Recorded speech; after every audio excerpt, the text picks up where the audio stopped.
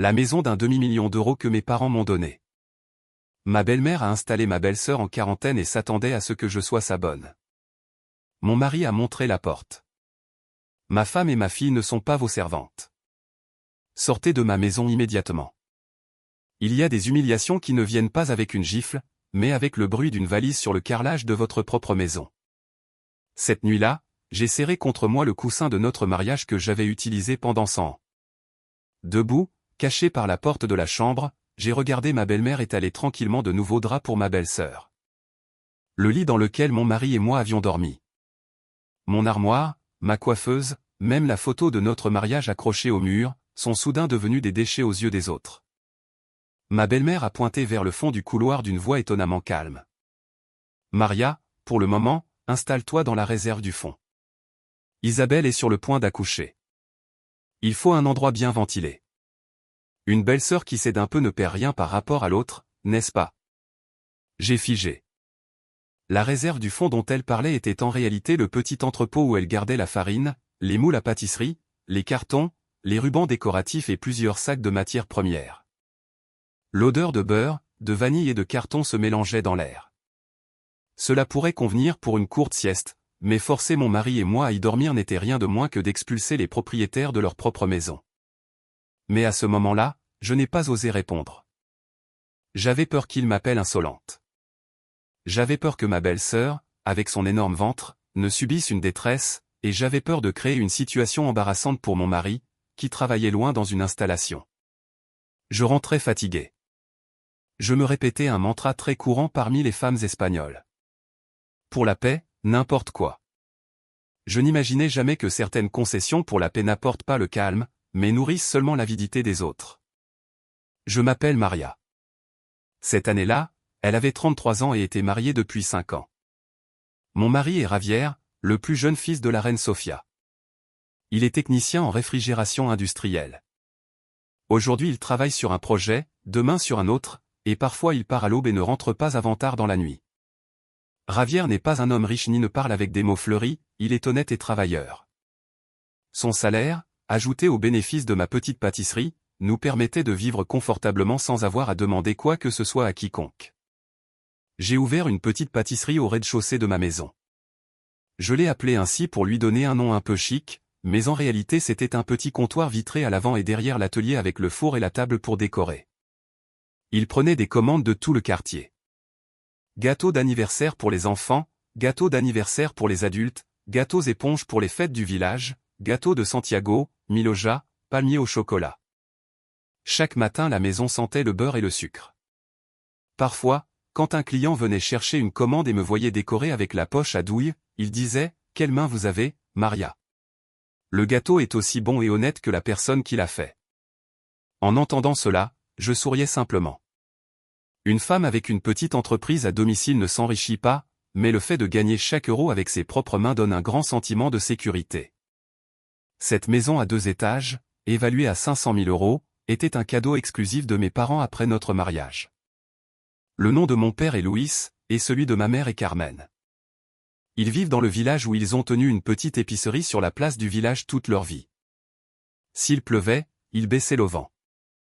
S'il faisait soleil, ils se faisaient cuire dans la chaleur, comptant les bouteilles d'huile, les paquets de légumineuses et les kilos de sucre. Mes parents ne sont pas riches. L'argent pour ma maison était la sueur de décennies de travail, plus la vente d'un terrain que mes grands-parents leur avaient laissé. Le jour où ils ont vendu le terrain, ma mère a pleuré tout l'après-midi. Vendre l'héritage de ses ancêtres. Ça fait mal, ma fille, m'a-t-elle dit, mais qu'une fille qui se marie loin est son propre endroit où elle puisse se tenir debout et ce qui nous donnera la paix pour fermer les yeux. Ne t'inquiète pas, mon père a été très méticuleux quand il a rédigé les actes. Une donation pure et simple, devant notaire, tout en ordre. L'acte de propriété était uniquement à mon nom. Javier était également présent ce jour-là. Je me souviens parfaitement que je portais une chemise bleue, déjà usée au col, assise à côté de mes parents dans le bureau du notaire.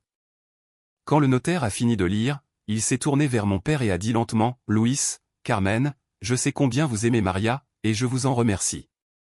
C'est seulement juste que la maison soit à son nom. Je suis son mari, et mon devoir est de prendre soin de cette maison avec elle, pas de revendiquer ce qui est à elle. Mon père, en entendant cela, ne l'a pas félicité, il a simplement hoché la tête. C'est un homme de peu de mots, plus habitué à peser la marchandise qu'à exprimer des sentiments.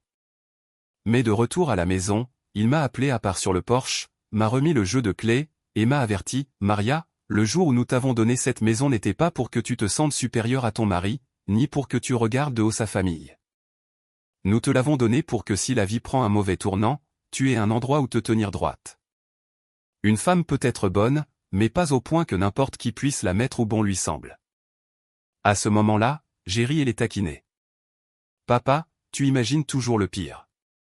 Ravière m'aime beaucoup. » Il m'a regardé avec un mélange d'affection et de tristesse dans les yeux. « Qu'il t'aime est bien, mais souviens-toi qu'une maison est un foyer, mais c'est aussi une limite. Les gens décents savent quand s'arrêter à cette limite. » Je n'ai pas compris toutes les implications de ces paroles. Je pensais qu'avec un bon mari, une maison à moi, et un travail, ma vie était plus que sécurisée. Je continuais à aller aux déjeuners familiaux du dimanche.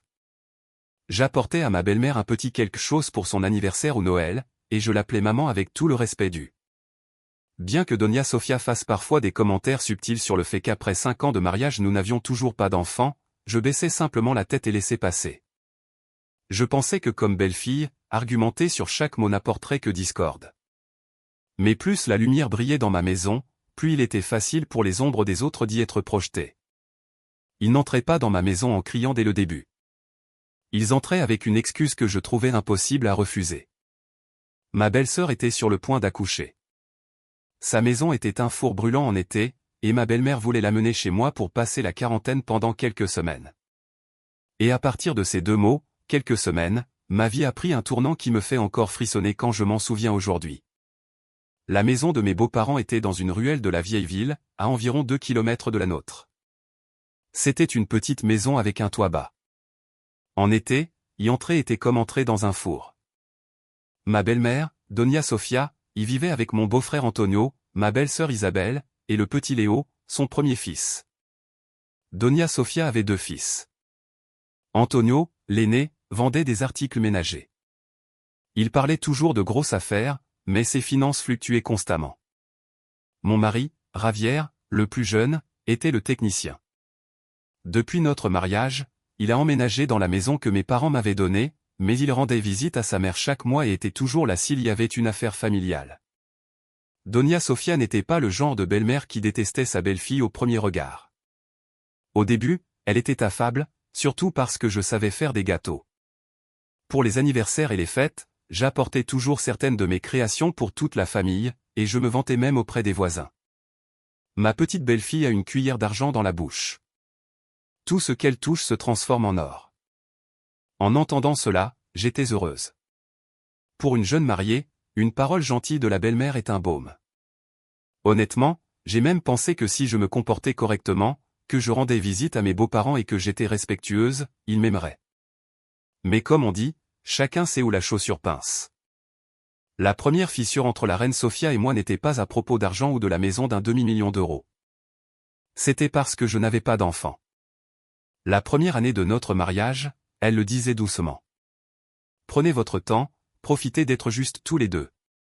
La deuxième année, elle a commencé à demander plus souvent. Des nouvelles? Tu n'es plus une petite fille, Maria. À la troisième année, les questions s'étaient transformées en soupirs. Chaque fois que j'allais chez elle pour déjeuner et que je voyais le petit Léo courir. Dans le patio, Doña Sofia le prenait, le couvrait de baisers, puis me lançait un regard. Une maison a besoin d'enfants pour se sentir chaleureuse. Une si grande et lumineuse maison, sans enfants, semble aussi froide qu'une cheminée éteinte. Je forçais un sourire, me baissais pour ramasser quelque chose comme si je n'avais pas entendu.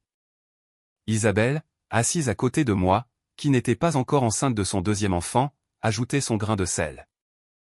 Maria, avec tout ce travail à la pâtisserie, l'odeur du beurre doit te monter à la tête. Pourquoi ne prends-tu pas une pause et ne te concentres-tu pas sur ce qui est important? Elle le disait moitié en plaisantant, moitié sérieusement, et toute la table riait. Seul moi avais une boule dans la gorge.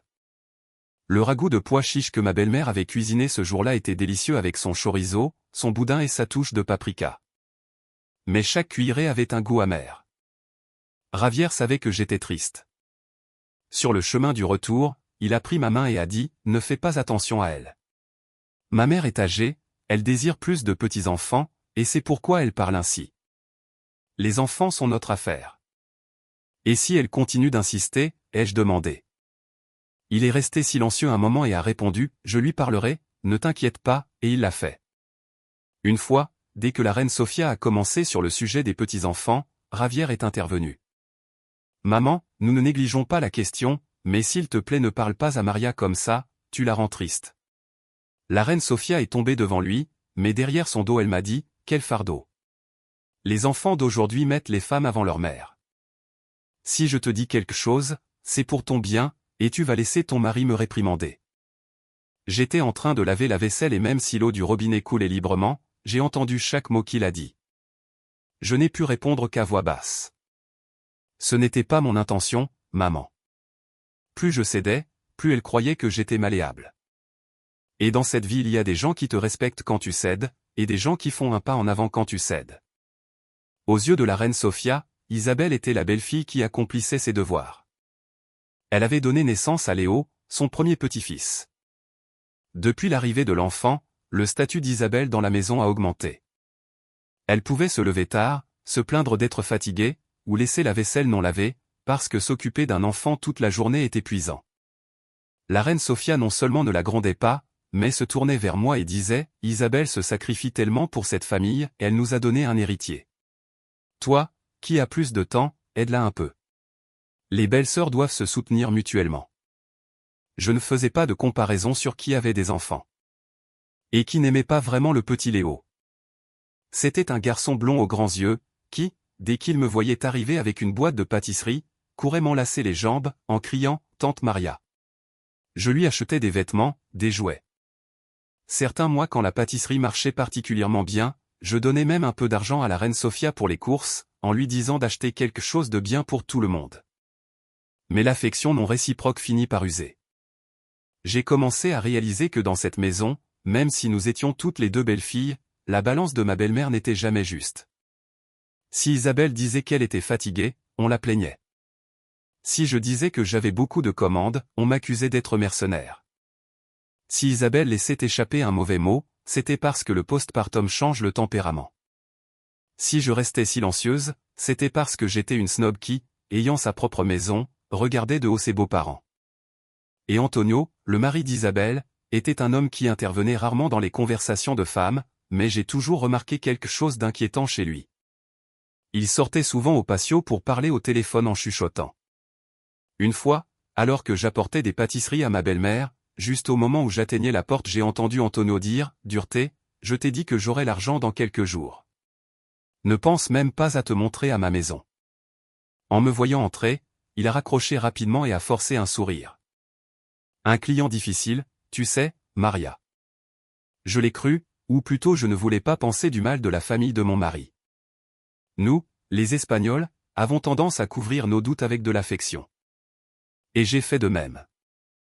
Je pensais que c'était normal qu'Antonio ait des hauts et des bas dans ses affaires tant que cela n'affectait personne. Quand Isabelle a annoncé sa deuxième grossesse, il y a eu une fête à la maison. Doña Sofia a préparé un repas spécial avec paella, omelette aux pommes de terre et jambon.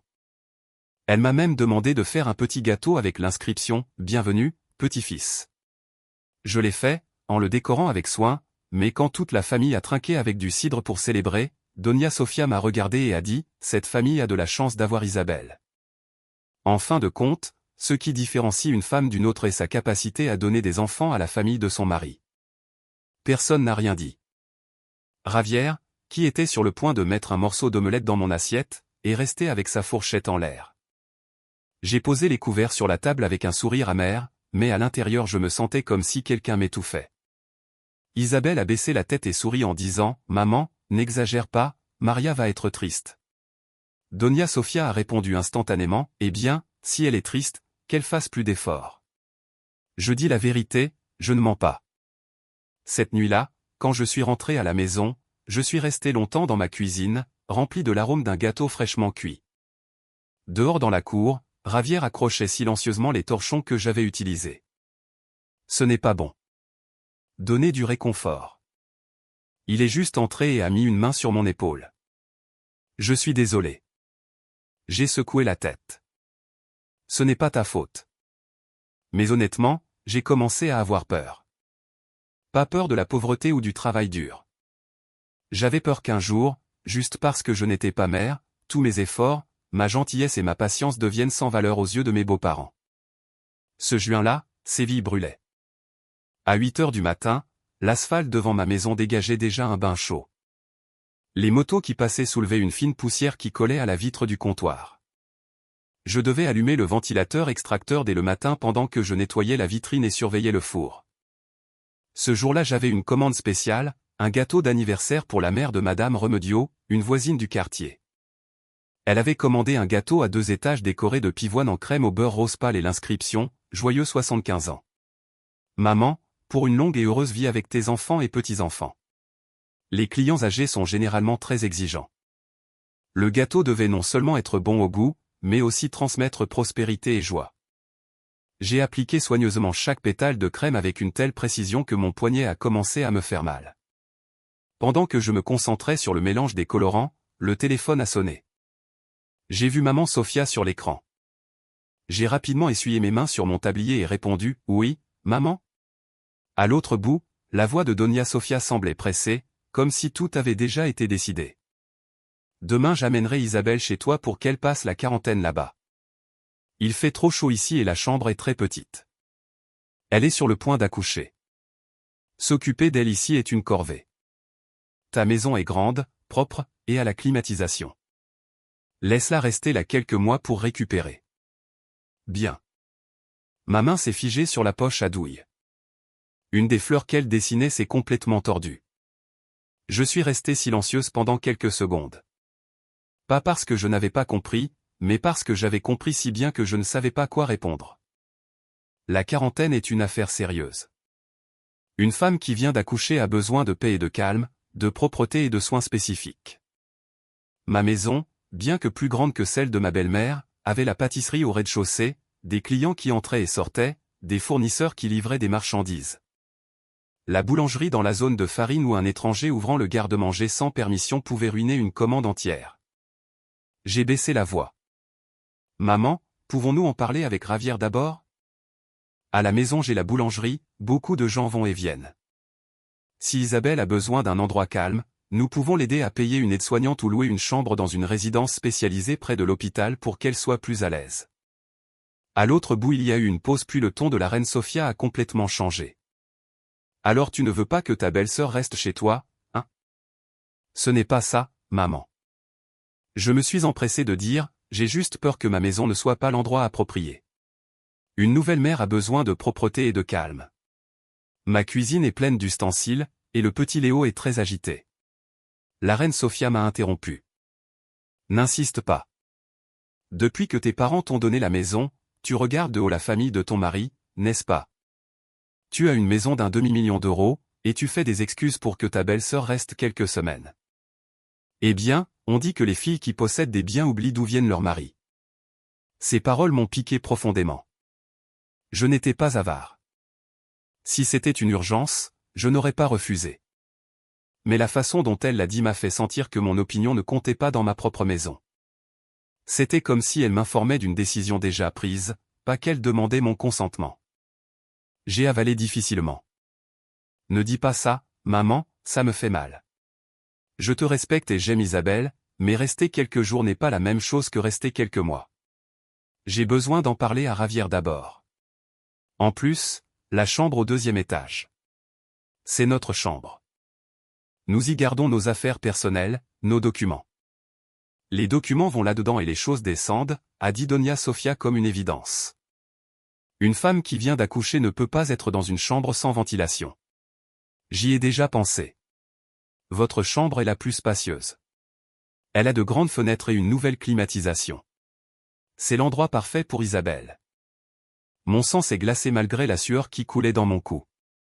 Non seulement elle voulait amener ma belle-sœur, mais elle avait déjà décidé de réquisitionner notre chambre. J'ai jeté un regard au gâteau d'anniversaire devant moi. Le message, pour une longue et heureuse vie, était encore vide, mais mon cœur était déjà un enchevêtrement. J'ai répondu à voix basse. Maman, s'il te plaît laisse-moi en parler à Ravière ce soir, et nous déciderons demain. D'accord? Doña Sofia a ri sarcastiquement à l'autre bout du téléphone. Décidé? Depuis quand une belle-mère doit-elle demander la permission à sa belle-fille? Prépare-toi, je l'amène demain. Nous sommes de la famille, ne me fais pas passer pour une mendiante. Et elle a raccroché. Je suis restée silencieuse au milieu de ma cuisine. Le minuteur du four a sonné 3 fois, mais je n'ai pas bougé. L'arôme du gâteau fraîchement cuit, qui me remplissait habituellement de joie, semblait étouffant ce jour-là. J'ai appelé Ravière immédiatement. Il était sur un chantier à Do Hermana. Le bruit des perceuses et des voix des ouvriers se mélangeait à l'appel. « Dis-moi, chérie, a-t-il dit. » J'ai rapidement expliqué que sa mère voulait amener Isabelle pour le mois de quarantaine et qu'elle avait l'intention de garder notre chambre. Il y a eu quelques secondes de silence à l'autre bout de la ligne, puis Ravière a dit « Je lui parlerai quand je rentrerai ce soir. » Ne t'inquiète pas, mais elle a dit qu'elle l'amènera demain, ai-je insisté. J'essaierai de rentrer plus tôt. Si elle arrive avant moi, reste calme. Ne discute pas avec ma mère, Isabelle est sur le point d'accoucher. Je savais que Ravière n'avait pas l'intention de me laisser seule. Son style était toujours d'essayer l'approche douce avant la confrontation. Mais à ce moment-là, son « ne discute pas » m'a fait sentir comme si j'étais obligé de céder dès le départ, même si c'était moi dont l'espace était envahi. Cet après-midi-là, j'ai fini le gâteau d'anniversaire plus tard que d'habitude.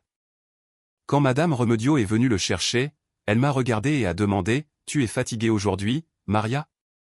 Tu as mauvaise mine. » J'ai forcé un sourire. Ce doit être la chaleur.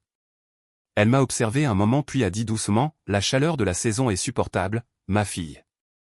Ce qui est dur à supporter, c'est la chaleur des gens. » Je n'ai pu que baisser la tête pendant que je attachais la boîte du gâteau pour elle. Je ne sais pas pourquoi, mais cette phrase m'a hanté jusqu'à la tombée de la nuit. J'ai nettoyé l'atelier, fermé le garde-manger, et arrangé les moules sur les étagères. La maison était encore éclairée. La terre illégalement nettoyée était à moi. Mais un étrange malaise a commencé à s'emparer de mai. Cette nuit-là, avant que Ravière n'arrive, ma belle-mère m'a envoyé un bref message texte. J'amène Isabelle demain matin. Commence à libérer la chambre. J'ai lu et relu le message avec la main sur le jeu de clés que mon père m'avait donné. Pour la première fois j'ai compris que la limite d'une maison n'est pas à la porte d'entrée, mais au moment où les autres cessent de te considérer comme la propriétaire. Le lendemain matin je me suis levé à 5 heures, non pas parce que j'avais reposé, mais parce que j'avais à peine dormi un clin d'œil. J'ai passé la nuit à écouter le ventilateur de plafond tourner et le bruit lointain des camions sur l'autoroute, pendant que le message de ma belle-mère résonnait dans ma tête. Commence à libérer la chambre. Je ne l'ai pas libérée, du moins pas notre chambre. J'ai juste nettoyé le salon, changé les housses des coussins du canapé, et déplacé quelques cartons de derrière le comptoir au cas où Isabelle aurait besoin d'un endroit propre pour se reposer temporairement. J'ai même préparé une marmite de bouillon de poulet, coupé du gingembre, et laissé un thermos d'eau chaude prêt. Je me suis dit que je n'étais pas une personne insensible, que j'aiderais autant que possible, mais que je ne pouvais pas permettre aux autres de tout décider dans ma maison. Vers 7h30, la sonnette a retenti à plusieurs reprises. Dès que j'ai ouvert la porte, j'ai trouvé Doña Sofia sur le seuil avec un sac dans une main et portant le petit Léo dans l'autre. Derrière elle, Isabelle serrait son ventre avec une grimace de douleur. À côté, un énorme sac, une valise à roulettes, un sac de bébé et même un berceau Moses pliable encore emballé dans du plastique. J'étais stupéfaite. « Maman, pourquoi apportes-tu tant de choses ?»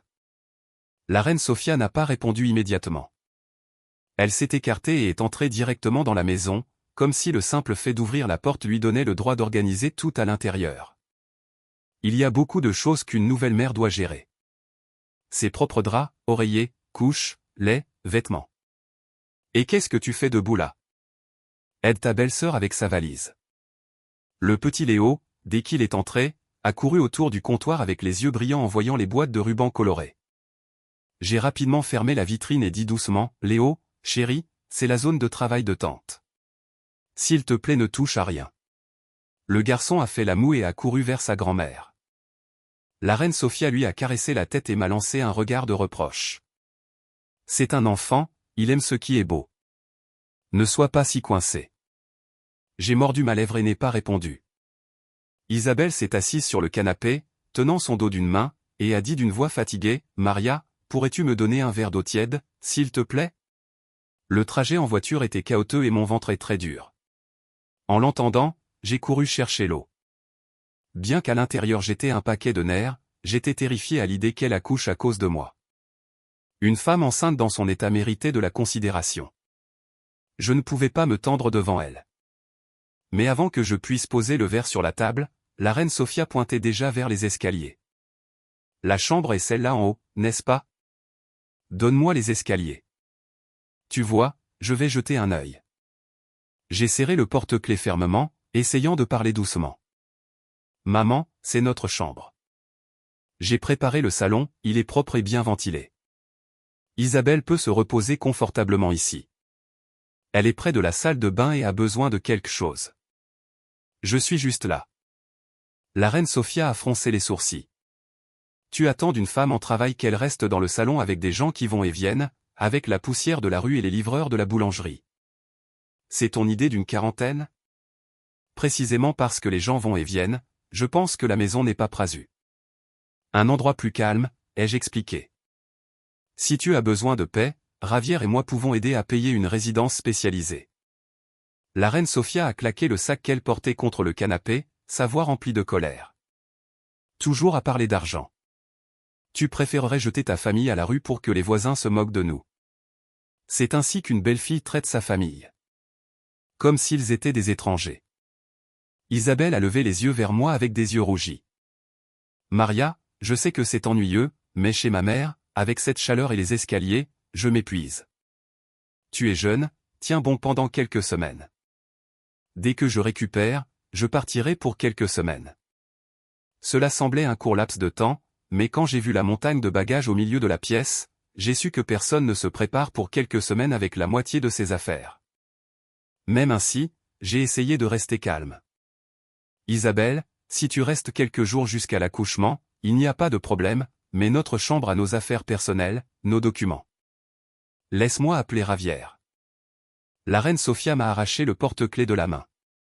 Ce n'était pas un geste violent, mais assez abrupt pour me laisser figer. Appeler qui? Ton mari et mon fils. Cette maison sera à ton nom, mais c'est aussi là où Ravière vit. Une mère a-t-elle besoin de l'approbation de sa belle-fille pour rester chez son fils? Le mot approbation sonnait comme une moquerie. J'ai senti mon visage brûler. Je voulais récupérer mes clés. Je voulais lui dire que cette maison était un cadeau exclusif de mes parents, pas un espace public où n'importe qui pouvait entrer comme bon lui semblait. Mais quand j'ai vu Isabelle tenant son ventre et le petit Léo nous regardant sans rien comprendre, j'ai avalé mes mots. La reine Sophia a ouvert la porte de notre chambre. C'était une chambre lumineuse avec des rideaux crème et un lit en bois que mes parents nous avaient donné comme cadeau de mariage. Dans un coin il y avait ma petite coiffeuse et à côté de l'armoire se trouvait le coffre-fort et un meuble de classement. Dès que je suis monté derrière elle, elle s'est tournée et a ordonné, « Maria, apporte des draps propres pour ta belle-sœur. Range ses coussins à toi. Fais de la place pour elle de ce côté de l'armoire pour qu'elle puisse y accrocher ses vêtements. » Maman, c'est mon armoire, ai-je dit doucement. Si Isabelle a besoin d'accrocher des vêtements, je peux apporter un portant portable. Un portant portable pour une nouvelle mère, a-t-elle claqué. Arrête d'être si pointilleuse. C'est ta belle-sœur, pas une étrangère. Isabelle, depuis l'embrasure de la porte, a regardé autour de la chambre et a dit, « Cette chambre est si bien ventilée, maman. C'est définitivement mieux de respirer ici que chez nous. » Son commentaire n'était pas malveillant, mais il m'a serré le cœur.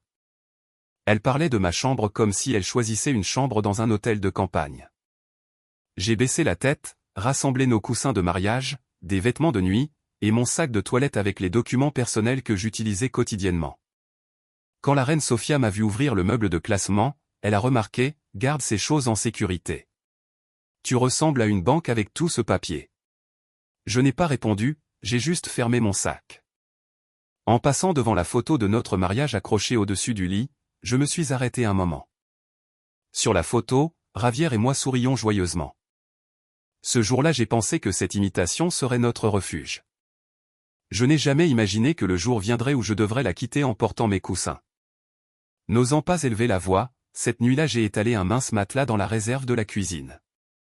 Autour de moi, des sacs de farine, des moules en acier inoxydable, des boîtes de bougies d'anniversaire, et des rouleaux de ruban adhésif.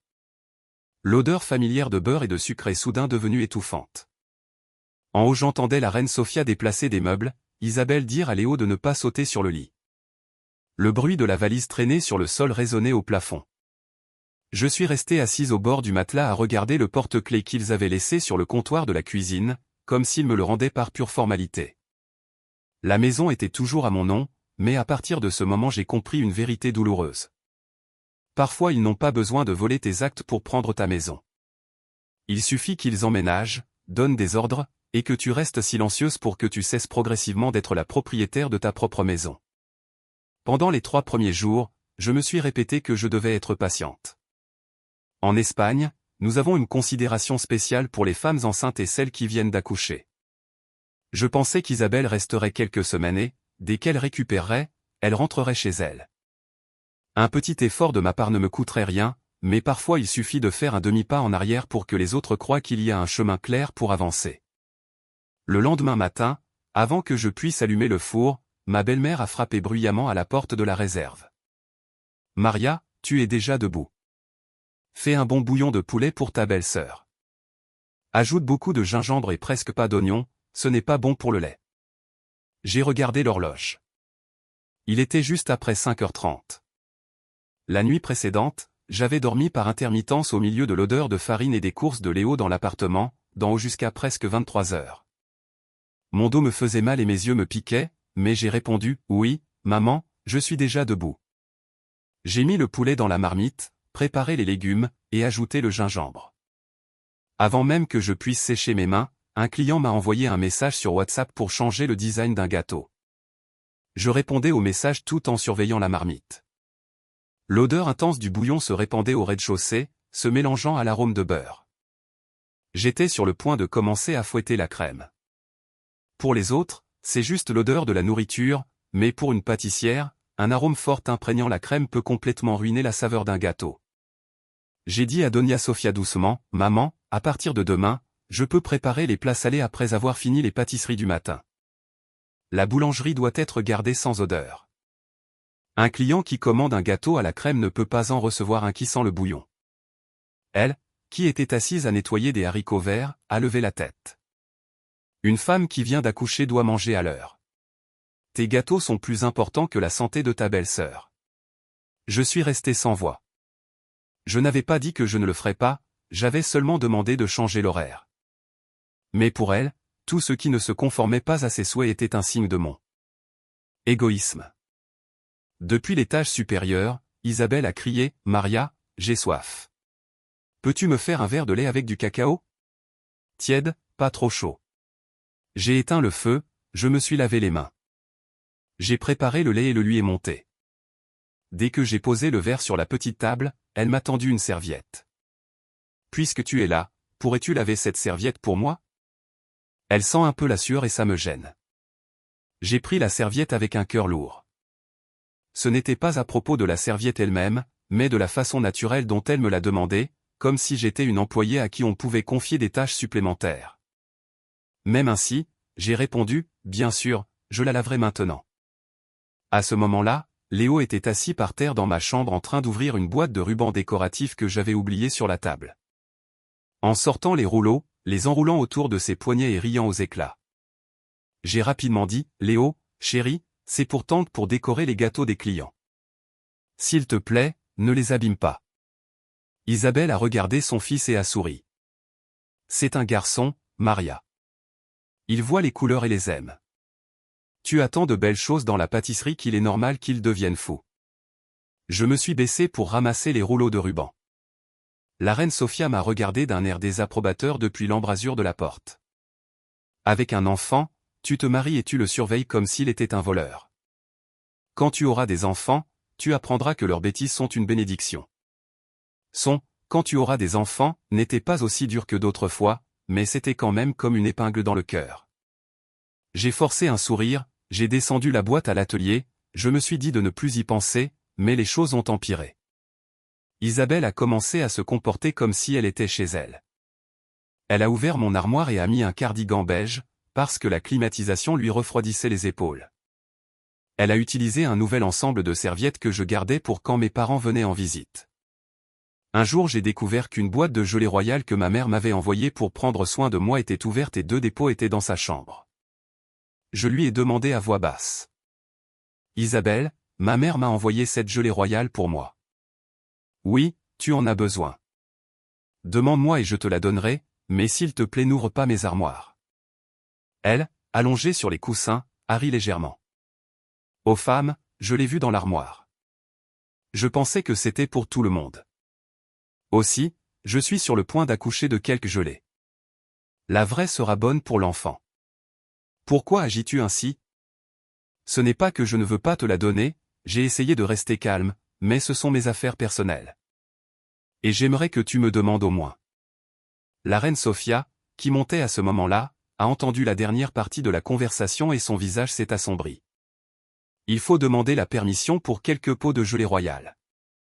Avec une maison d'un demi-million d'euros pleine de choses et un si petit cœur. Maria, ça ne sert à rien d'avoir des biens si tu n'as pas de générosité. Les richesses sans cœur sont froides.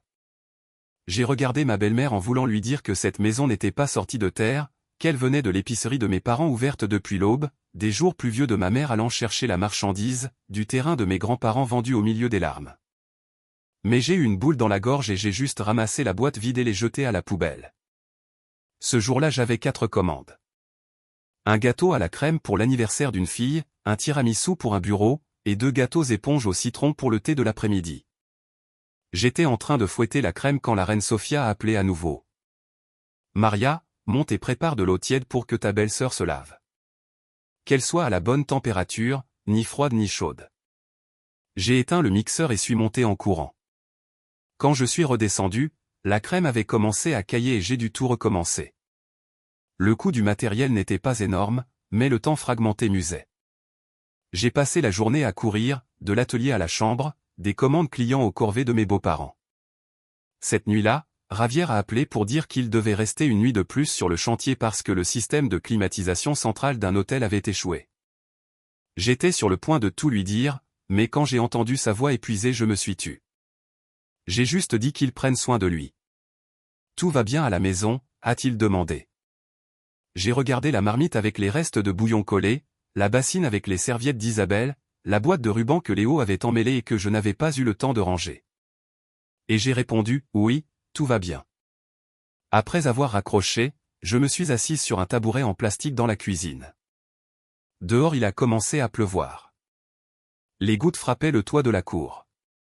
On dit souvent que les belles-sœurs devraient se soutenir mutuellement, qu'aujourd'hui pour toi, demain pour moi.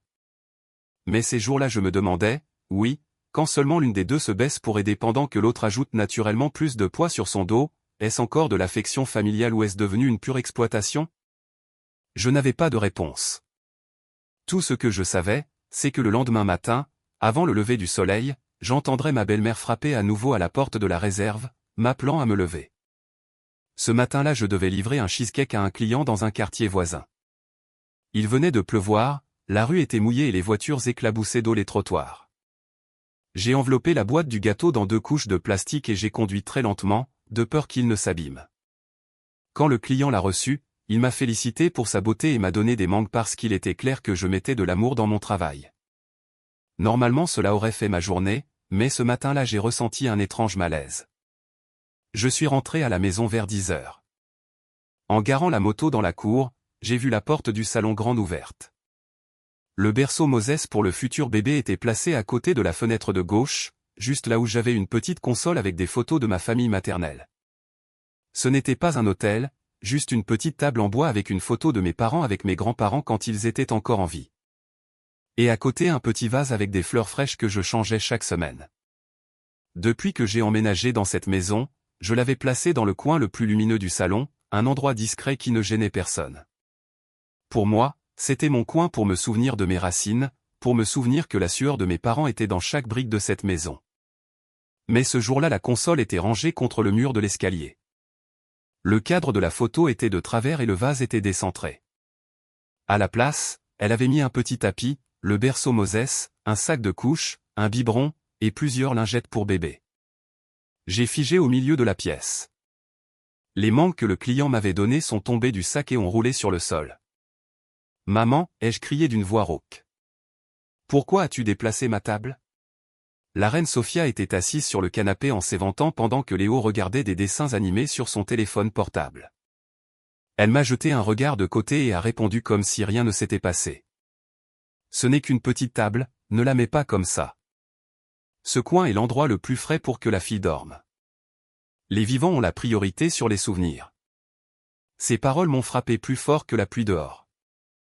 Je me suis approché, j'ai redressé le cadre, et j'ai nettoyé la poussière sur le verre. « Maman, c'est une photo de mes parents avec mes grands-parents. Elle est dans ce coin depuis que j'ai emménagé. Si tu avais besoin d'espace pour le berceau Moses, tu n'avais qu'à me le dire et j'aurais trouvé un autre endroit. » La reine Sophia a froncé les sourcils. « Tes parents sont vivants et en bonne santé au village. Ce n'est pas un hôtel.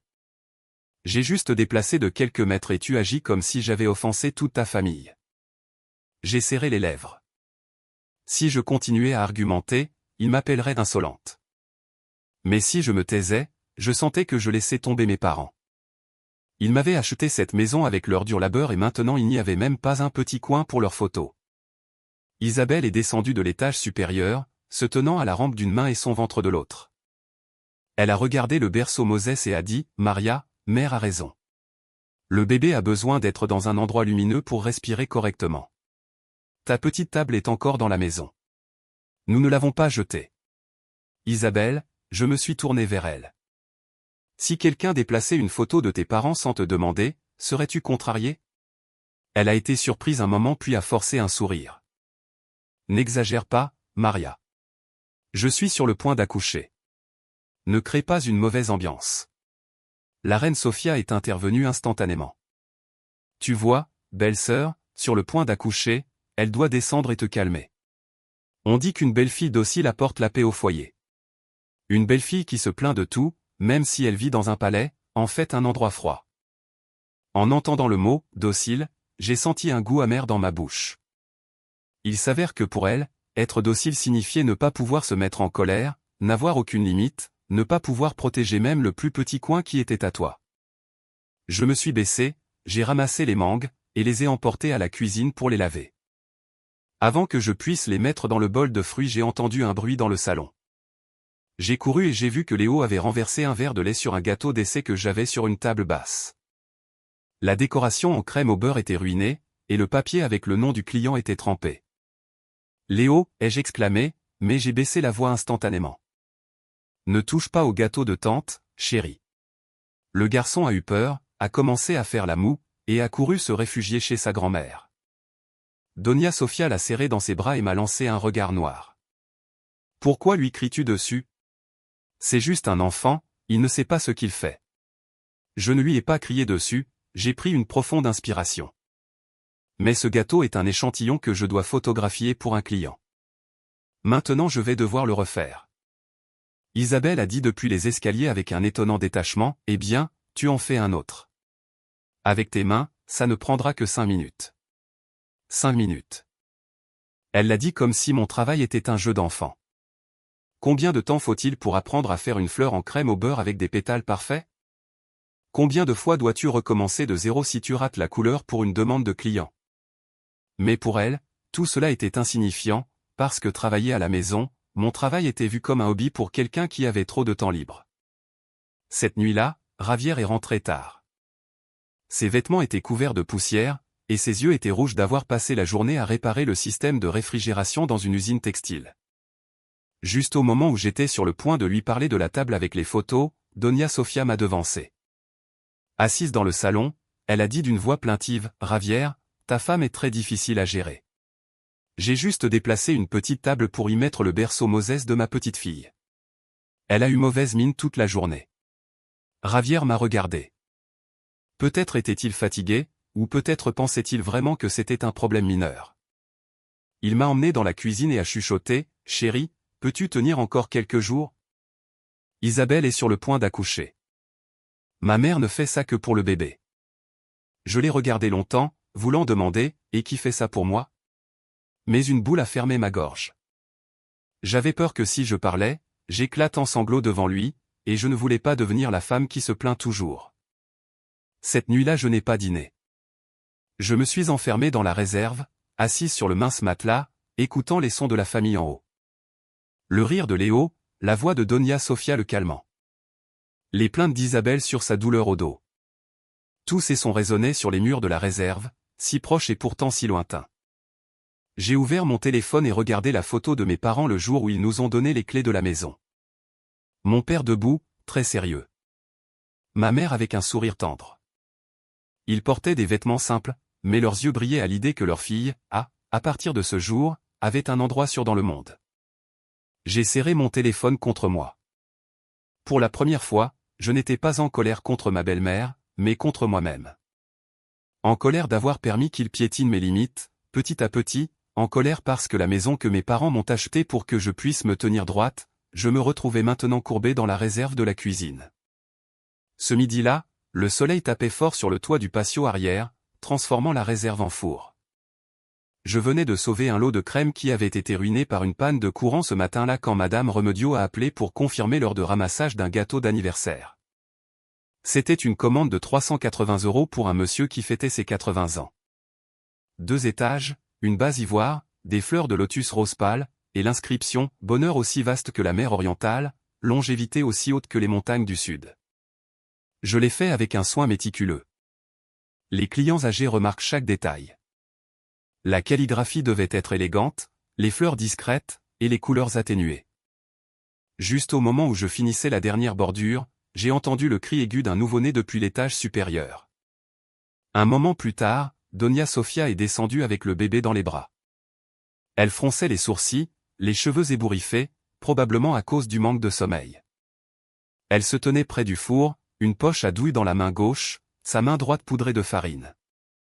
Sur la table, un plateau de biscuits fraîchement cuits refroidissait. Elle est venue directement vers moi et m'a pratiquement mis le bébé dans les bras. Tiens là un moment, je monte m'allonger. J'ai mal à la tête depuis ce matin. J'ai fait un pas en arrière effrayé. Maman, je travaille. Mes mains sont sales et le four est chaud. C'est dangereux de prendre le bébé maintenant. Mets-la dans le berceau. S'il te plaît, dès que j'ai fini avec ce plateau, je t'aiderai. Donia Sofia m'a regardé comme si j'avais dit quelque chose d'outrageant. Tu travailles toujours.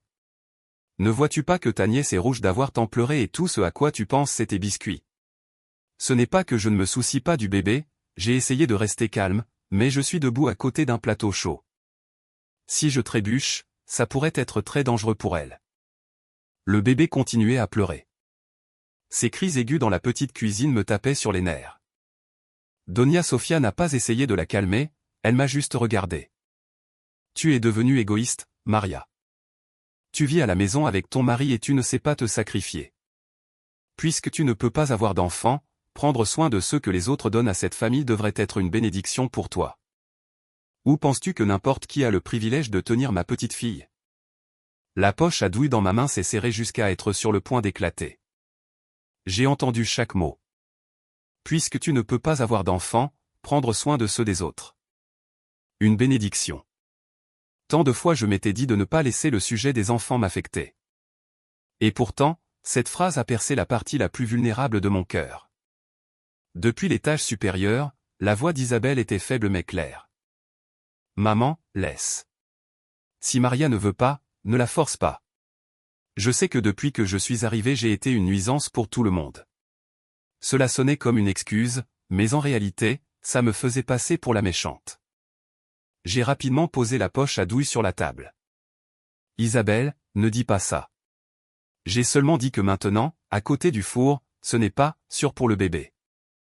Bien, bien, a reniflé Donia Sofia. Tu préfères tes gâteaux à ta nièce. L'argent t'a aveuglé. Mes mains tremblaient. J'ai atteint le berceau Moses et j'ai mis le bébé en sécurité, mais en me tournant, mon coude a frôlé le bord du plateau de biscuits fraîchement cuits. Une chaleur brûlante a traversé mon poignet. J'ai halté. Le plateau s'est incliné, et plusieurs biscuits sont tombés par terre, se brisant.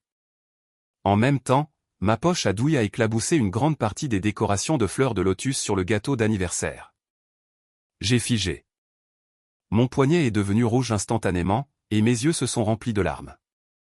Pas à cause de la douleur de la brûlure, mais parce que je savais que je devrais refaire presque la moitié du gâteau, et le délai de livraison approchait rapidement. Juste à ce moment-là, la porte d'entrée s'est ouverte brusquement. Javier est entré. Ses vêtements de travail étaient poussiéreux, et il portait un sac à outils.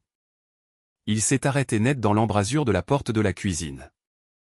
La scène était celle-ci, moi, debout au milieu d'un sol couvert de biscuits cassés, mon poignet rougi et le gâteau d'anniversaire taché, le bébé pleurant dans son berceau Moses, et sa mère me regardant avec une expression de pure indignation. « Que se passe-t-il ici » a-t-il demandé très lentement. Avant que je puisse répondre, Doña Sofia a parlé. « Ta femme est impossible à gérer. Je lui demande de tenir sa nièce un moment et elle agit comme si je lui demandais d'être mon esclave. Puisque c'est sa maison, il semble que ta mère et moi gênons. » Javier a regardé sa mère, puis moi, et son regard s'est attardé sur mon poignet. « Tu t'es brûlé » J'ai secoué la tête par habitude. « Ce n'est rien. » Il s'est approché, a pris ma main, et a vu la marque rouge qui commençait à former des cloques. Son visage s'est assombri. Il n'a rien dit de plus. Il est monté directement. « Monte, monte et vois ce que ta petite femme a d'autre à dire » a crié Doña Sofia après lui. Je suis resté dans la cuisine avec le cœur dans la gorge. Mon cœur battait à 100 à l'heure. Quelques minutes plus tard, Javier est redescendu. Son expression avait complètement changé. Ce n'était plus le visage fatigué de quelqu'un qui rentre du travail. C'était le calme avant la tempête. Il m'a demandé, « Tu dors dans la réserve depuis que ma mère et ma sœur sont arrivées ?» J'ai baissé la tête. Oui. Et notre chambre est maintenant pleine des affaires d'Isabelle. Je n'ai pas répondu, j'ai juste hoché légèrement la tête. Le regard de Javier a balayé la cuisine, le mince matelas plié dans un coin, les sacs de farine empilés contre le mur. Il s'est tourné vers sa mère. « Tu as déplacé la table avec les photos des parents de Maria. Elle te l'a dit aussi. » Doña Sofia était indignée. « Pour une toute petite table. J'ai mis le berceau Moses du bébé là, je ne l'ai pas jeté. » Javier a tendu la main. « Donne-moi ton téléphone. » Je le lui ai donné. Je lui ai montré la photo du gâteau que Léo avait ruiné, le message du client annulant une commande de 190 €, et les messages dans lesquels je demandais à Isabelle de ne pas prendre mes affaires. Sans permission. Il a regardé autour, son visage se durcissant de minute en minute. La reine Sofia continuait à parler. Quelle bêtise. Elle agit comme si le monde était sur le point de finir. Une belle-fille devrait prendre soin de la famille de son mari. Sa belle-sœur vient d'accoucher. Elle est faible. Quel coup ça lui ferait d'aider un peu. Javier a posé son téléphone sur la table. Le bruit n'était pas fort, mais il a fait taire la cuisine. Il a regardé sa mère et lui a demandé, mot pour mot, « As-tu dit aider ou servir ?» La reine Sofia a figé. Isabelle, qui était dans les escaliers, a pâli. Javier a continué d'une voix ferme, sans l'élever. « Maman, je te respecte et j'aime ma sœur qui vient de devenir mère, mais je ne vais permettre à personne de transformer ma femme en servante dans sa propre maison. » C'est ainsi que tu parles à ta mère, a exclamé la reine Sofia, les yeux écarquillés. Je te parle en tant que fils accomplissant son devoir, a répondu Javier, en maintenant son calme. Mais je dois aussi parler en tant que mari accomplissant sa responsabilité. Ma femme n'est pas une bonne. Cette maison lui a été donnée exclusivement par ses parents. Personne n'a le droit d'occuper notre chambre, de toucher nos affaires personnelles, et d'exiger que nous nous taisions au nom de nos beaux-parents. J'étais debout derrière lui. Les larmes ont commencé à couler sans que je m'en rende compte. Pendant tous ces jours je n'avais pas eu besoin que quelqu'un gagne une dispute pour moi. J'avais juste besoin que quelqu'un voie jusqu'où j'avais été poussé. Isabelle a éclaté en sanglots. Javier, je viens d'accoucher. Ce que tu dis est comme nous mettre à la porte. Javier s'est tourné vers elle. Sa voix s'est adoucie, mais n'a pas perdu sa fermeté. Isabelle, je ne vous mets pas à la rue. Je vais appeler un taxi pour vous emmener, toi et maman, chez Antonio et je vais transférer 850 € pour que vous puissiez engager une aide-soignante pour un mois. Mais à partir d'aujourd'hui, ma femme ne dormira plus dans une réserve pour céder son lit à n'importe qui. La reine Sofia tremblait de rage. Pour une femme. Tu mets ta mère à la porte. Javier l'a regardé avec des yeux rougis, mais sans détourner le regard. Je ne t'abandonne pas, maman, mais je ne vais pas non plus te laisser piétiner ma femme. Être ton fils ne signifie pas que je dois me taire quand tu fais une erreur. Et être son mari ne signifie pas qu'il doit la forcer à endurer jusqu'à dépasser ses limites. La cuisine est tombée dans le silence. Dehors. Le soleil de midi tapait encore fort. J'ai regardé le gâteau d'anniversaire taché sur la table et puis le dos de mon mari qui me protégeait. Pour la première fois depuis de nombreux jours j'ai senti que je n'étais pas seul dans ma propre maison. La reine Sophia, debout au milieu de la cuisine, tremblait de colère depuis que nous nous sommes mariés. Je ne l'avais jamais vue regarder Javier avec cette expression. Un mélange de colère, de déception et d'incrédulité. Elle ne pouvait pas croire que son jeune fils, qui la contredisait rarement, osait lui parler avec une telle franchise. Elle l'a pointé du doigt. Javier, souviens-toi de ce que tu as dit aujourd'hui. Tu as une femme et tu oublies ta mère, la mère qui t'a donné naissance et t'a élevé. Et maintenant, à cause d'une belle fille, tu me mets à la porte de la maison. Javier a pris une profonde inspiration. Il n'a pas écarté la main de sa mère, ni ne l'a levée. Vois. Il s'est simplement tenu ferme devant moi et a dit d'une voix grave, « Je ne t'ai pas oublié, mère, mais c'est la maison de Marie. Quand tu es venue, nous t'avons reçu avec respect. Quand Isabelle a accouché, nous l'avons aidée. Mais aider ne signifie pas permettre que ma femme soit reléguée à une réserve, reçoive des ordres du matin au soir, et soit insultée pour ne pas avoir d'enfant. » La reine Sophia a laissé échapper un rire amer. « Bravo, tu parles si bien. Eh bien, à partir d'aujourd'hui, si je meurs ou s'il m'arrive quelque chose, tu n'as pas besoin de venir. » Isabelle est descendue des escaliers, tenant son ventre d'une main et essuyant ses larmes de l'autre. Elle a regardé Javier, puis moi, sa voix tremblante. « Javier, je ne savais pas que tu étais si cruel. Je viens d'accoucher. Maman m'a amené ici parce qu'elle en avait besoin, et tu traites ça comme si nous volions ta maison. » Isabelle a répondu à Javier, « Si tu étais resté seulement quelques jours, je n'aurais rien dit. Mais tu as ouvert les armoires de ma femme sans permission. Tu as laissé Léo ruiner son travail sans une seule excuse. Et ce qui est pire, tu as permis à ma mère de dire à Maria que puisqu'elle ne peut pas avoir d'enfants, prendre soin des enfants des autres est une bénédiction. Tu es une femme. Tu devrais savoir à quel point cette phrase est douloureuse. » Isabelle a baissé la tête, pleurant silencieusement, incapable de répondre. La reine Sophia l'a immédiatement attirée vers elle. « Elle vient d'accoucher. Il est faible. Il ne sait même pas ce qu'il dit, et tu lui jettes chaque mot au visage. En revanche, ta femme est forte comme un chêne. Quelle différence ça fait de faire un peu de travail supplémentaire ? » Cette fois je n'ai pas baissé la tête. J'ai fait un pas en avant aux côtés de Javier. Mon poignet brûlait encore, mais ma voix est restée ferme.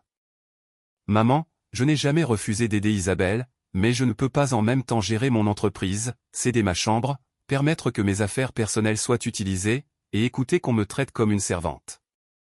Je suis aussi une personne, pas une machine. » La reine Sophia m'a lancé un regard noir. « Tu es très intelligente. Tu as une maison qui vaut un demi-million d'euros, c'est pourquoi ils sont prêts. Tu verras, mettre une belle-mère à la porte n'apporte jamais de bonne chance. » Javier a sorti son téléphone portable et a commandé un taxi 7 places. Il a aussi appelé son frère Antonio et lui a dit succinctement, « Viens à la maison chercher maman et Isabelle, ou j'appelle un taxi pour les emmener. J'ai transféré 850 € sur ton compte pour que tu puisses engager une aide-soignante pour un mois. À partir d'aujourd'hui, elles resteront chez moi. » « Je ne sais pas quoi, » a répondu Antonio, mais le visage de Javier s'est durci. « Tu es le mari d'Isabelle. C'est ta responsabilité de prendre soin d'elle. Ne mets pas tout le blâme sur Maria, » a-t-il rétorqué. Une demi-heure plus tard, le taxi est arrivé. Pendant ce temps, Doña Sofia et Isabelle faisaient leur bagage. La maison sonnait comme si elle avait été balayée par un ouragan, le bruit des valises traînées, des sacs de bébés remplis à la hâte. Le petit Léo pleurait parce qu'il ne voulait pas rentrer dans sa vieille maison. Doña Sofia, pendant qu'elle mettait des vêtements dans la valise, murmurait pour que je l'entende. « Je n'ai jamais vu une belle fille aussi arrogante de ma vie. La famille lui demande une petite faveur, et elle fait une scène. On verra ce que les gens diront quand ils sauront comment elle traite une femme. Je venais d'accoucher. Je suis resté au pied des escaliers sans répondre. Parfois le silence n'est pas une faiblesse, mais l'épuisement d'essayer de raisonner avec quelqu'un qui refuse de comprendre. Quand le taxi est parti, je pensais que je ressentirais un grand soulagement, mais ce n'était pas le cas. La maison est tombée dans un silence glacial. Javier a fermé la porte et s'est tourné pour me regarder. Il s'est approché, a examiné la brûlure, et a pris une pommade dans la trousse de premiers soins pour l'appliquer doucement. « Pardonne-moi » a-t-il dit. J'ai secoué la tête. « Tu as pris mon parti. J'aurais dû le voir venir. » Je ne l'ai plus reproché. Tout homme élevé dans une famille espagnole traditionnelle doit lutter avec la tension entre le devoir filial et l'amour pour sa partenaire. Ce dont j'avais besoin n'était pas un homme qui couperait complètement ce lien, mais un qui sache quand l'empêcher de m'étrangler. Cet après-midi-là nous sommes montés dans notre chambre pour ranger. Le lit était défait, et dans un coin il y avait des couches, une chaussette de bébé, et un carton de lait en poudre. Vide. Mon armoire était en désordre, mes robes mélangées aux vêtements d'Isabelle, et le tiroir de ma coiffeuse était taché de poudre de maquillage. Javier a rangé tranquillement tout pendant que je nettoyais notre photo de mariage. Quand j'ai ouvert le meuble de classement à côté du coffre-fort, je me suis arrêté. Le dossier en plastique où je gardais les photocopies de mes documents était déplacé. La pochette contenant les copies de ma carte d'identité, l'acte de propriété, et le livret de famille n'étaient plus arrangés comme je m'en souvenais. Le coffre-fort était fermé, et les originaux étaient en sécurité. Alors j'ai essayé de me calmer. Peut-être que dans la précipitation de ces jours, c'était moi qui avais tout mis en désordre. Mais un étrange sentiment m'a traversé, comme marcher sur un terrain familier et soudain sentir un vide sous mes pieds. Cette nuit-là, j'ai fait un léger bouillon pour nous deux. Pas de bruit, pas d'exigence, personne ne m'appelant d'en haut, juste le bruit de nos cuillères sur nos assiettes. Javier a mangé un peu et a posé sa cuillère. Demain je changerai la serrure du meuble de classement. À partir de maintenant, quiconque viendra à la maison devra me prévenir à l'avance. J'ai hoché la tête. La brûlure sur ma main ne faisait plus aussi mal, mais ma poitrine se sentait encore serrée. Si tu étais à ma place, quand ta gentillesse est traitée comme une obligation et ta patience est utilisée par les autres comme un tremplin pour te marcher dessus, que ferais-tu? Tomberais-tu pour maintenir l'image d'une bonne belle-fille, ou te lèverais-tu pour défendre ta dignité? Laisse tes commentaires ci-dessous, parce que parfois une porte qui se ferme n'est pas la fin, la tempête, mais plutôt le moment où la tempête cherche une nouvelle direction. Cette nuit-là, juste au moment où j'éteignais la lumière de la chambre, le téléphone de Javier a vibré sans arrêt. Il l'a allumé, et son visage s'est assombri. Dans le groupe WhatsApp familial, Isabelle venait de poster un très long message. Elle n'a pas mentionné mon nom, mais chaque mot était dirigé vers moi. J'ai parcouru et j'ai senti mes mains se glacer. Ils avaient quitté ma maison. Oui, mais ma paix n'avait pas encore été prise. C'est revenu. Le premier message d'Isabelle disait « On ne réalise que quand on vient d'accoucher. » Froid, c'est ainsi que les gens peuvent être. Avec cette seule phrase, j'ai senti mon cœur sombrer. Elle a continué en racontant comment, quand elle était sur le point d'accoucher, sa belle-mère l'avait emmenée chez son beau-frère pour passer la période postpartum, puisque sa propre maison était un four. Et comment peu après avoir accouché elle avait dû partir avec son bébé dans les bras et le cœur brisé. Elle n'a pas mentionné mon nom, mais dans ce groupe WhatsApp d'à peine 30 parents, tout le monde savait de quelle maison et quelle personne elle parlait. Elle l'a écrit avec une habileté étonnante. Elle n'a pas mentionné que sa mère avait pris notre chambre, ni que son fils avait ruiné mon travail, ni que sa mère avait déplacé les photos de mes parents. Et bien sûr, elle a omis la ligne comme « Tu ne peux pas avoir d'enfant. Prendre soin des autres est une bénédiction. » Elle a choisi seulement les mots les plus pitoyables, récemment accouché, bébé, grande maison, expulsé, humilié. En dessous, la reine Sofia a immédiatement commenté « Il y a des belles filles qui ne regardent que leur propre famille et traitent leurs beaux-parents comme des étrangers. » Une mère de mon âge, devoir supporter ça. Quand j'ai lu ça, mes mains tremblaient tellement que j'ai presque laissé tomber mon téléphone. Javier, à côté de moi, me l'a pris pour continuer à lire. En moins de 10 minutes, le chat du groupe était inondé d'émojis de visages tristes et de messages de soutien. Pauvre Isabelle, comme c'est horrible. Avec à quel point une femme est fragile après l'accouchement, et une si grande maison qui était dure à gérer, même un peu. La tante de Javier l'a même appelé directement. Dès qu'il a mis le haut-parleur, sa voix est passée. Javier, j'ai entendu ce qui s'est passé. Fils, tu dois penser à ta mère. Elle a sacrifié toute sa vie pour toi. Comment peux-tu laisser les gens dire que tu as mis à la rue une femme qui venait d'accoucher? Tante, les choses ne sont pas telles qu'elles sont présentées, a répondu Javier calmement. Nous réglerons ça, mais la maison appartient à Maria, et personne n'a le droit d'occuper son espace et de l'insulter. Parfois les femmes doivent céder un peu pour la paix familiale, a-t-elle soupiré. Tante. Ne laisse pas ta femme être si drastique. J'ai entendu ça et j'ai senti une boule dans ma gorge. Il s'avère que le monde ne se soucie pas de combien tu as été blessé. Ils ont seulement besoin de voir qui pleure le plus fort, qui tient un bébé, ou qui écrit le message le plus pitoyable pour te juger. Je n'ai pas dormi cette nuit-là. Je continuais à allumer et éteindre mon téléphone, voulant écrire un long texte racontant tout, poster la photo de ma brûlure, celle du matelas dans la réserve, celle de la chambre en désordre, et les messages de clients annulant des commandes. Mais Javier m'en a empêché. Ne discute pas dans le groupe, Maria. Ils attendent que tu perdes ton calme pour pouvoir t'appeler insolente. Garde les preuves. La vérité parlera d'elle-même. Mais ils disent que je suis sans cœur, que j'ai mis à la porte une femme qui venait d'accoucher, lui ai-je dit. Je sais. Et ça me fait mal aussi. Mais si nous répondons avec colère, ils ne se souviendront que de nos cris, pas de la vérité. Je me suis tu. Il avait raison. Mais avoir raison n'est pas toujours facile. Parfois tu restes silencieuse, non par faiblesse, mais pour éviter de faire de ta douleur un spectacle pour les autres. Le lendemain matin, les conséquences ont commencé à affecter mon entreprise. Madame Remedio m'a écrit, « Maria, tu prends toujours les commandes ?» Lire ça m'a attristé. Remedio était une cliente fidèle. Elle m'avait toujours traité avec tant de gentillesse.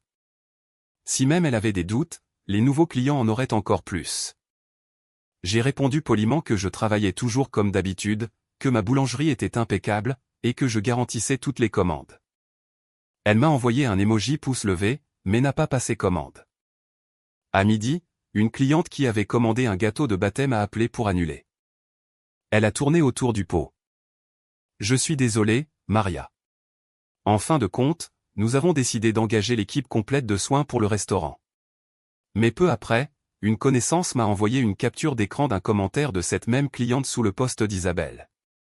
Comme c'est effrayant de commander de la nourriture d'une maison avec des problèmes. S'ils ne sont pas de bonne humeur, qui sait comment la nourriture tournera. Je suis resté silencieuse au comptoir. Les flancs dorés dans la vitrine, qui me ravissaient habituellement, semblaient flous à travers mes larmes. C'est ainsi que vont les rumeurs. Elles n'ont pas besoin de jambes pour courir. Elles courent à travers les groupes familiaux, à travers le quartier, et finissent par te frapper en plein portefeuille. Dans l'après-midi, ma mère m'a appelé du village. Rien qu'en entendant sa voix, j'ai su que quelqu'un lui avait dit. Maria, dis-moi la vérité. Est-ce qu'il s'est passé quelque chose avec la famille de ton mari? J'ai entendu que tu avais mis ta belle-mère et ta belle-sœur à la porte. Je me suis tourné vers le mur, essayant de cacher ma voix tremblante. Maman, ce sont juste des ragots. Rien ne s'est passé, juste un malentendu. Ma mère est restée silencieuse longtemps puis a dit doucement, ne me mens pas, ton père et moi t'avons donné cette maison pour que tu aies un refuge, pas pour que les autres l'utilisent comme excuse pour t'insulter. Ces paroles m'ont fait éclater en sanglots. J'ai couvert ma bouche pour qu'ils ne m'entendent pas. Mais une mère reconnaît toujours le cri étouffé de sa fille. Être bonne est bien, mais être trop bonne fait que les autres pensent que tu ne ressens pas la douleur, a-t-elle soupiré. En raccrochant, je me suis effondré sur le sol de la cuisine. Javier, qui rentrait d'acheter une pommade pour ma brûlure, a posé le sac sur la table et s'est assis à côté de moi. Il n'a rien dit, il a juste mis son bras autour de moi et m'a laissé m'appuyer sur son épaule. Pour la première fois depuis de nombreux jours, j'ai pleuré à haute voix. J'ai pleuré à cause de l'injustice, à cause des dommages à mon entreprise, parce que mes parents au village avaient dû entendre de mauvaises choses sur leur fille. Et j'ai pleuré parce que j'ai compris à quel point l'honneur d'une femme est fragile dans une famille. Un poste à moitié fabriqué suffit à transformer la victime en bourreau. Cette nuit-là j'ai fait ce que Javier m'avait conseillé de faire. Je n'ai pas commenté, argumenté, ni justifié dans le groupe. J'ai simplement pris des captures d'écran du poste d'Isabelle, des commentaires de la reine Sofia, et des accusations des autres membres de la famille. J'ai sauvegardé les messages clients et les annulations de commandes. J'ai tout mis dans un dossier sur mon téléphone que j'ai intitulé « Just Test ». Quelqu'un a dit un jour que le silence est d'or, mais après cela j'ai compris que le silence n'est d'or que quand tu as la vérité entre les mains. Si tu restes silencieux sans rassembler des preuves, un jour ils utiliseront ton propre silence pour prouver que tu avais tort. À la tombée de la nuit, la maison était calme. Javier était dans le salon en train de revoir les enregistrements des caméras de sécurité. Dans la cuisine, je lavais les moules à pâtisserie un par un. L'eau froide soulageait ma brûlure. Dehors. L'enseigne de la pâtisserie de Maria était encore allumée, mais à l'intérieur de moi une zone d'obscurité s'était ouverte. Je ne savais pas ce qui viendrait après ce poste, mais je savais une chose. À partir de ce jour, je ne croirais plus jamais que simplement en agissant avec gentillesse, les autres reconnaîtraient finalement ta valeur. Le lendemain matin je me suis réveillé plus tôt que d'habitude, non pas parce que j'avais beaucoup de commandes, mais à cause d'une agitation qui ne me laissait pas dormir. La maison était plus calme, mais ce n'était pas le même calme qu'avant. Maintenant, chaque fois que je la traversais, je le faisais avec un étrange sentiment d'alerte, comme si je craignais de rencontrer de nouvelles surprises désagréables. Javier est allé travailler plus tard. Avant de partir, il m'a dit « N'accepte aucune demande urgente aujourd'hui. Repose ta main. » J'ai souri amèrement. Si je me repose, je perds des clients. En plus, travailler m'aide à ne pas penser. Il m'a regardé, voulant dire quelque chose de plus, mais il s'est tu. C'était Javier, pas du genre à faire de grands discours, mais son regard dénotait un profond remords. Il a vérifié la serrure, a jeté un dernier regard aux caméras, et est parti. Seul à la maison, j'ai commencé à ranger notre chambre. La première chose que j'ai faite a été de nettoyer à fond le dressing, de laver les rideaux, et de changer les draps. Chaque objet que je touchais produisait une douleur vive. Cette chambre, qui avait été mon refuge, avait été envahie et l'air sentait encore un mélange de lait et de talc. Pendant que je nettoyais le meuble de classement bas, je me suis arrêté. C'était là où je gardais les photocopies de documents importants. Ma carte d'identité, mon livret de famille, l'acte de propriété, le contrat de donation de mes parents. Les originaux étaient dans le coffre-fort, mais je gardais toujours des copies à portée de main au cas où j'en aurais besoin pour des formalités. Le dossier en plastique bleu où je les gardais était toujours du côté gauche. Je suis pâtissière, habituée à la précision, et je suis tout aussi méthodique avec mes propres affaires. Mais ce jour-là le dossier était du côté droit avec le bord plié comme si quelqu'un l'avait sorti et remis en hâte. Je l'ai ouvert à l'intérieur. Les photocopies de l'acte, de la carte d'identité et du livret de famille étaient tout en désordre. La copie d'un ancien certificat d'enregistrement était pliée à un coin. Je suis resté là un moment à penser, peut-être que c'était moi dans la hâte, mais quelque chose en moi ne le croyait pas. J'ai appelé Javier. As-tu touché le dossier des photocopies dans le meuble de classement? Non, a-t-il répondu instantanément. Pourquoi? Tout est en désordre. Il y a eu un silence, puis il a dit, ne touche à rien d'autre. Prends des photos de tout. Quand je rentrerai, nous vérifierons les caméras. J'ai fait ce qu'il m'a demandé. J'ai photographié le tiroir, le dossier, le bord plié. J'ai senti un frisson. C'était une chose qu'elles utilisent mes affaires personnelles, mais les documents de la maison étaient autre chose. Aucune personne décente ne fouille dans les papiers des autres, surtout en sachant que la propriété est privée. Vers 10 heures, pendant que je faisais un gâteau, le téléphone a sonné. C'était Monsieur Manuel, le président de l'association des résidents, un homme gentil et respecté. Maria, j'appelle pour confirmer quelque chose. La famille de ton beau-frère Antonio a soumis une demande pour s'inscrire à ton adresse. La demande inclut une photocopie de ta carte d'identité et un formulaire de consentement pour résider là, signé par Maria. Ça m'a semblé étrange, donc j'ai préféré t'appeler d'abord. J'ai senti mon sang se glacer. La cuillère que je tenais est tombée sur le plateau en acier, produisant un bruit métallique aigu. Comment, tu dis, Monsieur Manuel? Chez moi. Oui, ils viennent d'apporter les papiers. J'ai été surprise parce que je sais que la maison est à toi. J'ai dû me tenir à la table pour ne pas tomber. Monsieur Manuel, je n'ai jamais signé aucun formulaire de consentement. Je ne savais rien de ça. Alors j'ai bien fait d'appeler, a-t-il dit. La signature ressemblait, c'est pourquoi je voulais être sûr. Je vais mettre le processus en pause. Vérifie bien tes affaires au cas où il te manquerait des papiers. Merci, vraiment. Merci. S'il te plaît, ne fais rien. Cet après-midi, quand mon mari rentrera, nous viendrons te parler. Les papiers de la maison doivent être gardés sous clé, ma fille. Tu ne peux même pas être négligente avec la famille. J'ai raccroché. J'étais debout. Au milieu de la cuisine, l'arôme du gâteau remplissait tout, mais je ne ressentais qu'un nœud à l'estomac. Formulaire de consentement. Signe, Maria. Je n'avais rien signé. J'ai appelé Ravière à nouveau. Cette fois ma voix tremblait.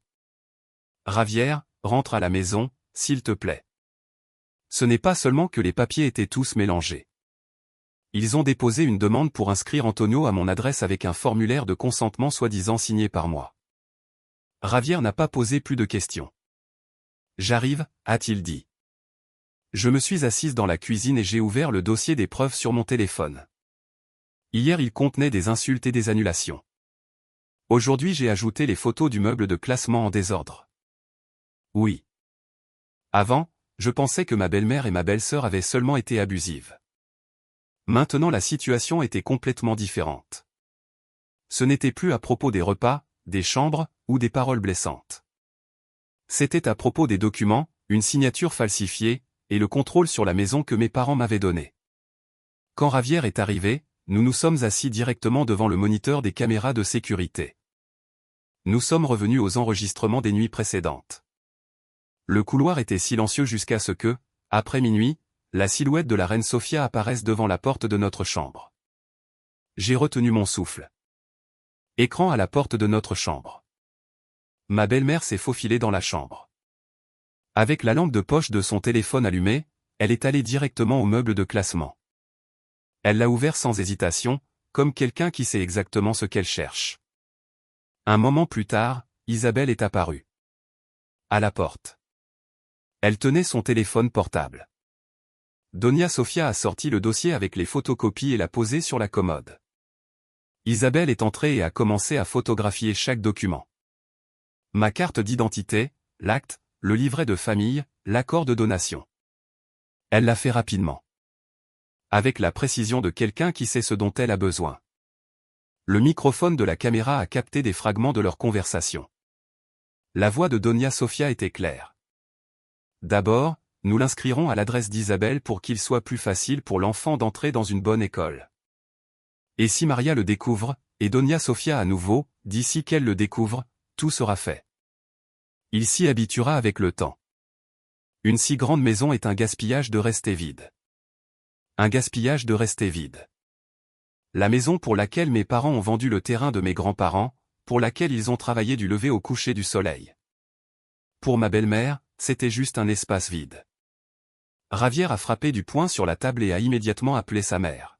« Maman, qu'est-ce que c'est que cette histoire d'inscrire Antonio chez nous ?» ?»« Oh » a-t-elle répondu nonchalamment. « C'est juste. Pour que le garçon puisse aller dans une bonne école. C'est ton neveu, pas un étranger. Et pourquoi n'as-tu pas demandé à Maria ? Pourquoi as-tu fouillé dans ses affaires et photographié secrètement ses papiers ? Je n'ai rien fouillé. Je l'ai vu là et j'ai regardé. Comme tu es devenu sensible. En plus, il n'a rien perdu. Rien n'a été perdu. Combien de désastres commencent par cette phrase ? Maman, écoute-moi attentivement, a dit Ravière. Maria n'a jamais autorisé Antonio à s'inscrire à cette adresse. La signature sur ce document n'est pas la sienne. À partir de maintenant, ne touche à aucun document qui concerne la maison de ma femme. Tu agis comme si ta mère était une voleuse. Je ne me soucie que de mon petit-fils. Toi, femme, tu ne penses qu'à ta propriété. Cette fois c'est moi qui ai parlé. Maman, si elle était vraiment préoccupée par son petit-fils, elle m'aurait demandé. J'aurais pu aider avec l'argent de l'école ou chercher d'autres options, mais elle ne peut pas utiliser mes documents sans ma permission. Tais-toi, je parle à mon fils. Maman, Ravière est intervenue. Tu dois aussi en discuter avec Maria parce que la maison est à elle. Il y a eu un silence à l'autre bout de la ligne, puis il a raccroché. Cet après-midi-là, j'ai appelé Monsieur Manuel à nouveau pour confirmer mon refus par écrit. Il a parfaitement compris. Tu fais ce qu'il faut, ma fille. L'affection est une chose, et les formalités en sont une autre. Les mélanger ne causent que des problèmes. Cette nuit-là, Javier a essayé d'appeler Antonio plusieurs fois. Finalement, Antonio a répondu avec un message « Je suis occupé. Nous parlerons plus tard ». Pas un seul mot d'explication. J'ai vu le message et j'ai tout compris. Son silence n'était pas de l'ignorance. Il était probablement le plus intéressé à avoir son nom sur mon adresse. L'après-midi suivant, un livreur a sonné à la porte. « Monsieur Antonio, s'il vous plaît, j'ai une livraison pour vous à cette adresse. » J'étais stupéfaite. Antonio ne vit pas ici, mais c'est l'adresse, a-t-il insisté, en me montrant le bon de livraison. Ce sont plusieurs appareils. Il a dit qu'un parent viendrait les chercher. J'ai demandé si je pouvais prendre une photo du bon de livraison. Je le lui ai rendu. J'ai dit, à partir d'aujourd'hui, aucune marchandise ne sera reçue à cette adresse adressée à vous. Le livreur a soupiré et est parti. J'ai appelé Javier. Tu rentres à la maison? Un livreur est venu avec une commande pour Antonio à notre adresse. Quand il est arrivé, il a passé l'après-midi au téléphone.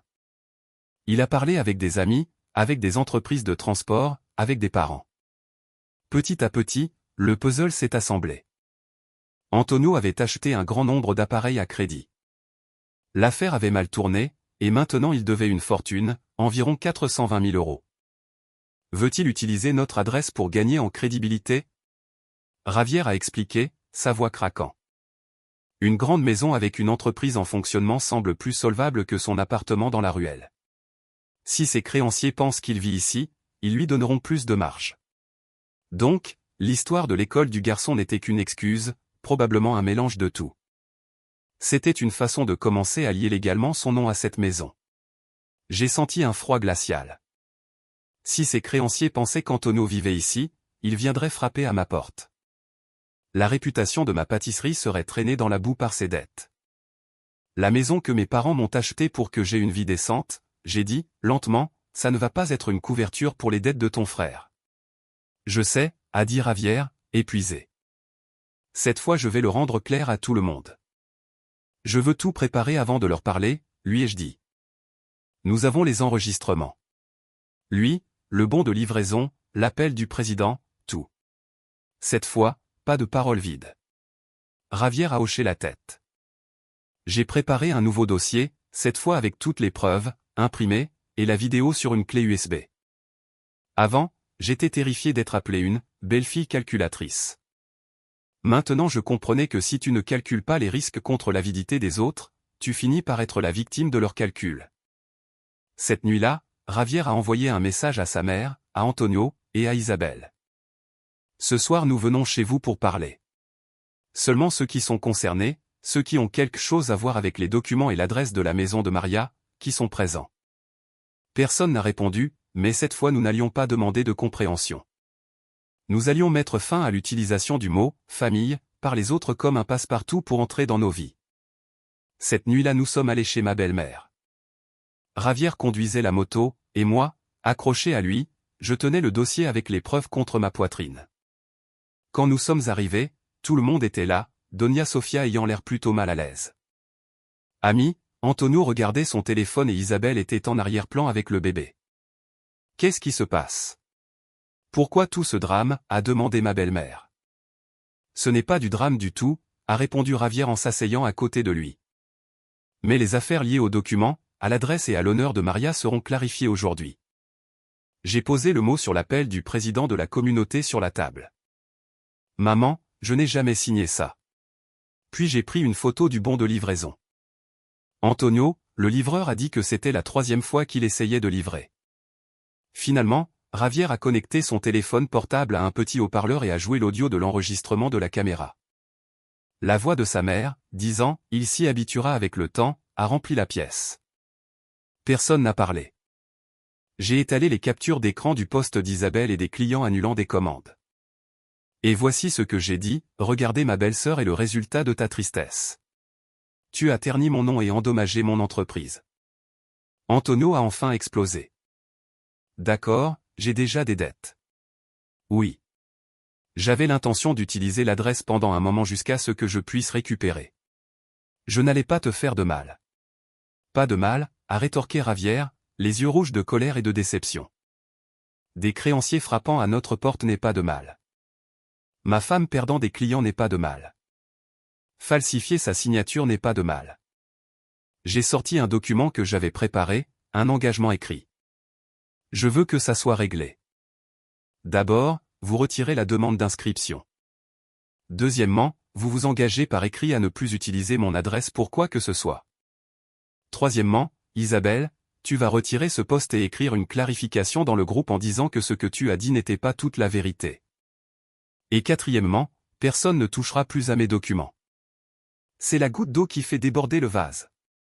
A crié Doña Sofia, en traitant la famille comme si nous étions des criminels. Maman, a dit Ravière avec un calme terrifiant, précisément parce que vous êtes de la famille. Ça reste sur un papier signé. Sinon, Maria a tous les droits de signaler la falsification de sa signature. Le silence qui a suivi était absolu. Antonio, vaincu, a pris le stylo. Je signerai, a-t-il dit. Isabelle, en pleurant, a signé aussi. Je n'ai ressenti aucune victoire, seulement un épuisement profond. Quand la confiance est brisée, la seule colle restante est elle, écrite sur un morceau de papier. Avant de partir, Ravière a appelé le président de la communauté et, avec le haut-parleur allumé, a confirmé notre refus d'auto-inscription pour que tout le monde puisse entendre. Tu gagnes, a dit Doña Sofia en me tournant le dos. Personne n'a gagné ici. Maman, ai-je répondu. Une famille qui doit signer des contrats entre elles a déjà perdu. Le lendemain matin, Isabelle a posté la correction dans le groupe WhatsApp. Ce n'était pas une excuse, mais c'était suffisant. Petit à petit, les clients sont revenus. Doña Remedio a été la première. L'or véritable ne craint pas le feu, mon enfant, m'a-t-elle dit, mais tu dois apprendre à le stocker bien pour que n'importe qui ne puisse pas allumer une allumette. La relation avec les beaux-parents n'a plus jamais été la même. Il y avait un respect forcé, une distance. Ravière a continué à accomplir ses devoirs de fils, mais il a établi des limites fermes qui n'ont plus jamais été franchies. J'ai continué à être gentille, mais j'ai appris que la gentillesse, sans limite, est une invitation à l'abus. Le week-end suivant nous sommes allés dans mon village. Ravière s'est formellement excusé auprès de mes parents. Mon père l'a regardé et a dit, un homme ne se mesure pas à sa force, mais à savoir s'il peut défendre sa femme quand elle est attaquée. Tu l'as fait cette fois, mais ne la laisse plus souffrir comme ça. Et ainsi tu sais, la pâtisserie a fleuri à nouveau. L'enseigne de la pâtisserie de Maria s'allumait encore chaque soir. La femme qui travaillait à l'intérieur était la même, mais différente. Elle était toujours bonne, mais plus docile. Elle valorisait toujours la famille, mais pas aux dépens de sa propre dignité. La maison d'un demi-million d'euros, mon père, une maison ne te protège pas seulement de la pluie, c'est un endroit où une femme devrait pouvoir vivre le dos droit. Et heureusement pour moi, quand j'étais sur le point de le courber, mon mari était là pour m'aider à le redresser.